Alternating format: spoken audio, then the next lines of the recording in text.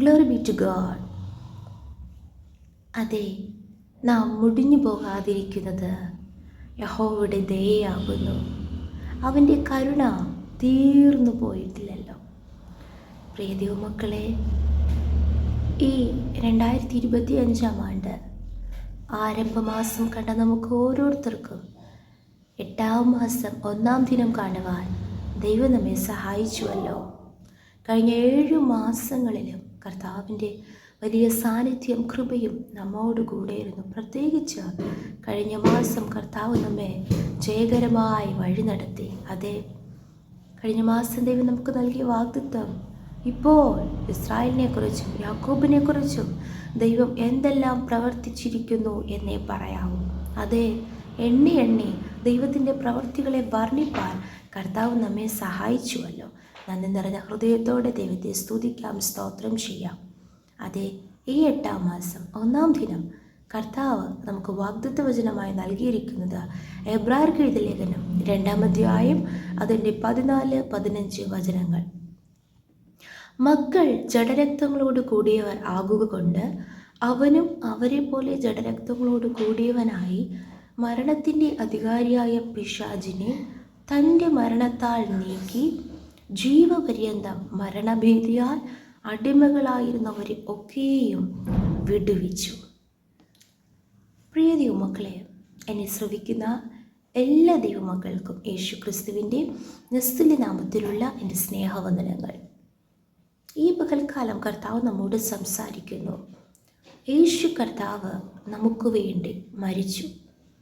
യേശു കർത്താവ് നമുക്ക് വേണ്ടി അടക്കപ്പെട്ടു. യേശു കർത്താവ് നമുക്ക് വേണ്ടി ഉയർത്തെഴുന്നേറ്റിരിക്കുന്നു. ഇന്നും നമുക്ക് വേണ്ടി പിതാവിൻ്റെ വലത്തുഭാഗത്ത് ഇരുന്ന് പക്ഷവാദം ചെയ്തുകൊണ്ടിരിക്കുന്നു. പ്രിയ ദൈവമക്കളെ, ആ യേശു കർത്താവ് എന്തിനു വേണ്ടിയാണ് മരിച്ചത്? നമ്മെ നമ്മുടെ മരണഭീതിയിൽ നിന്ന് മരണഭീതിയിൽ അടിമകളായിരിക്കുന്ന നമ്മെ വിടുവിക്കുവാൻ വേണ്ടി യേശു തൻ്റെ മരണത്താൽ സ്തോത്രം മരണത്തിൻ്റെ അധികാരിയായ പിശാചിനെ നീക്കിക്കളഞ്ഞു. ഈ ദിവസത്തിൽ പലവിധമായ ചിന്താഭാരങ്ങളോടെ മരണഭീതിയാൽ അടിമകളായി ഒരിക്കലും ആ മരണഭീതിയിൽ നിന്ന് പുറത്തു വരുവാൻ കഴിയാതെ വണ്ണം ഭാരപ്പെടുന്ന ഓരോ പ്രിയപ്പെട്ടവരോടും കർത്താവ് സംസാരിക്കുന്നു. മരണഭീതിയിൽ അടിമകളായിരുന്നവരെ ഒക്കെയും യേശു വിടുവിച്ചു കഴിഞ്ഞു. ആ യേശു കർത്താവിൽ പൂർണ്ണമായി വിശ്വസിക്കുക. കർത്താവും രക്ഷിതാവുമായ യേശു കർത്താവിനെ നമ്മുടെ ഹൃദയങ്ങളിൽ സ്വീകരിക്കുക. യേശു കർത്താവ് പറഞ്ഞ കൽപ്പനകളെ അനുസരിക്കുക. യേശുവിൻ്റെ രക്തത്താൽ കഴുകൽ പ്രാപിക്കുക. യേശുവിൻ്റെ മക്കളായി തീരുക. നിശ്ചയമായി ആ മരണഭീതിയിൽ നിന്ന് ഒരു മോചനം നമുക്ക് പ്രാപിക്കുവാനിടയായി തീരും.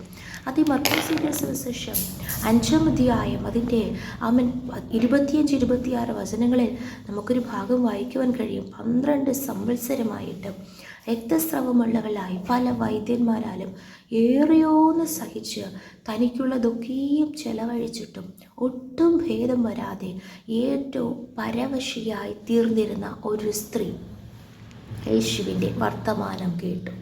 ഇവിടെ ആ സ്ത്രീയെക്കുറിച്ച് പറയുന്നു, ഏറ്റവും പരവശിയായി തീർന്നു എന്ന് പറഞ്ഞാൽ സ്തോത്രം ഏറ്റവും വേഴ്സ് കണ്ടീഷനിലാണ് അവളുടെ ജീവിതം മാറിക്കൊണ്ടിരിക്കുന്നത്. സ്തോത്രം, ഹല്ലേലൂയ. എത്ര സംവത്സരമായിട്ട് 12 സംവത്സരമായിട്ട് ഒരു രോഗബന്ധനത്താൽ ഭാരപ്പെടുന്നുണ്ട്. മാത്രമല്ല പല വൈദ്യന്മാരാലും ഏറിയോന്ന് സഹിച്ചു, പലതും തൻ്റെ ജീവിതത്തിൽ താൻ സഹിച്ചു. ഹല്ലേലൂയ. സ്തോത്രം. 3-ാമത് വായിക്ക് തനിക്കുള്ളതൊക്കെയും ചെലവഴിച്ചു.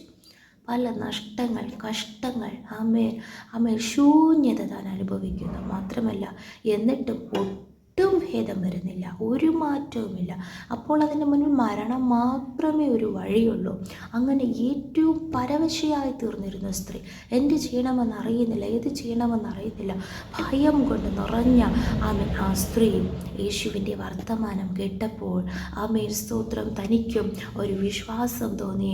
അവൻ്റെ വസ്ത്രമെങ്കിലും തൊട്ടാൽ ഞാൻ രക്ഷപ്പെടും എന്നതിൻ്റെ വായിക്കൊണ്ട് പറഞ്ഞു. താൻ അങ്ങനെ ചെയ്യുവാൻ ശ്രമിച്ചു. അങ്ങനെ യേശുവിൻ്റെ വസ്ത്രത്തിൻ്റെ മരണത്തിൻ്റെ തൊങ്ങലിൽ തൊട്ടു. ആമേ, യേശുവിൻ്റെ ശക്തി തൻ്റെ ശരീരത്തിൽ വ്യാപരിച്ചു, സൗഖ്യം പ്രാപിച്ചു. അങ്ങനെ യേശു ആ സ്ത്രീയോട് പറയുന്നൊരു വാക്കുണ്ട്, നിന്റെ വിശ്വാസം നിന്നെ രക്ഷിച്ചിരിക്കുന്നു, സമാധാനത്തോടെ പോയി ബാധ ഒഴിഞ്ഞ് സ്വസ്ഥയായിരിക്കുക എന്ന് പറഞ്ഞു. 34-ാം വചനത്തിൽ ഈ മാസത്തിൽ കർത്താവ് നമ്മോട് സംസാരിക്കുന്നു. അതെ ആമേൻ, മരണഭീതിയാൽ എത്രമാത്രം നാം ഭാരപ്പെട്ടുവോ, ജീവപര്യന്തം പല നാളുകളായി നാം സഹിച്ച വേദനയിൽ നിന്ന് ഒരു സ്വസ്ഥതയും സമാധാനം നൽകി കർത്താവ് നമ്മെ ജയത്തോടെ നടത്തും. രോഗമായിരുന്നാലും അമ്മയെ സ്തോത്രം, ഞെരുക്കങ്ങളായിരുന്നാലും കടഭാരമായിരുന്നാലും കഷ്ടങ്ങൾ, നഷ്ടങ്ങൾ, ശൂന്യതകളായിരുന്നാലും ഏത് വിഷയത്തിലാണോ നാം ഭാരപ്പെടുന്നത്, നിശ്ചയമായി കർത്താവ് സ്വസ്ഥത നൽകും. ആമേ, ഈ ഭൂമിയിൽ അനുഗ്രഹങ്ങൾ മാത്രമല്ല, ഇവിടെ നാം മരിച്ചാലും ഹല്ലേലൂയ, യേശു കർത്താവിനെ യഥാർത്ഥമായി അനുസരിച്ച് ഭയഭക്തിയോട് ആരാധിക്കുന്നവർ നിശ്ചയമായി ഇവിടെ നമ്മുടെ അവസാനമല്ല, ആ നിത്യസന്തോഷത്തിലേക്കും നിത്യസ്വസ്ഥതയിലേക്കും പ്രവേശിപ്പാനും ഇടയായിത്തീരും. നമുക്കൊരുമിച്ച് പ്രാർത്ഥിക്കാം. നല്ല ദൈവമേ, സ്വർഗ്ഗസ്ഥ പിതാവേ, അനുഗ്രഹിക്കപ്പെട്ട നല്ല ദിവസത്തിനായി ഞങ്ങൾ അങ്ങയെ സ്തുതിക്കുന്നു. കഴിഞ്ഞ 7 മാസം മുഴുവനും കർത്താവ് നമ്മെ ജയകരമായി നടത്തിയല്ലോ അപ്പ. നന്ദി നിറഞ്ഞ ഹൃദയത്തോടെ അങ്ങ് വാഴ്ത്തി സ്തുതിക്കുന്നു. ഒരു പുതിയ മാസത്തിൻ്റെ ആ 1-ാം ദിനം കാണുവാൻ അങ്ങ് സഹായിച്ചു. ഈ മാസത്തിൽ കർത്താവെ അപ്പ, ഈ ദിവസത്തിൽ അമ്മ മരണഭീതിയാൽ അടിമകളായിരിക്കുന്നവരൊക്കെ വിടുവിച്ച യേശു കർത്താവ് ഇന്നും അങ്ങ് വിടുവിപ്പാൻ ശക്തനായിരിക്കാൻ സ്തോത്രം ചെയ്യുന്നു. സ്വസ്ഥതയും സമാധാനവും ആശ്വാസവും നൽകി ജയത്തോടെ നടത്തുന്നതിനായി നന്ദി കർത്താവെ. നന്ദി സമ്പൂർണ്ണമായി താഴ്ത്തുന്നു.